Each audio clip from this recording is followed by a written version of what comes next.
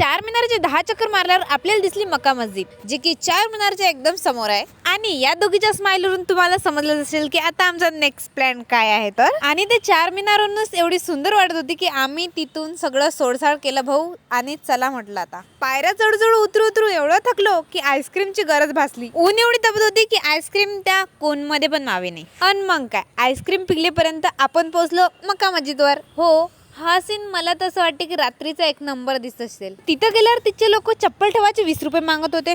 मतलब कुछ भी. आणि त्यात महत्वाची गोष्ट म्हणजे मुली बिना दुपट्टाच्या तिथं चलत नाही रे भाऊ. तिथं जायचं असेल तर शेला सोबत ठेव जा. चार मिनारचं सौंदर्य वाढवण्यात यांचा पण खूप मोठा हातभार आहे. हैदराबादची खासियत म्हणजे कबूतर. तिथं ते कबूतर दाना खासाठी येतात, पण आपल्यासारखे टीनेजर त्यांना फोटो काढायसाठी उडवतात. हे लेंगे पाहिल्यावर मला एकच गाणं आठवे. मग मला माझी मैत्रीण आठवण आली.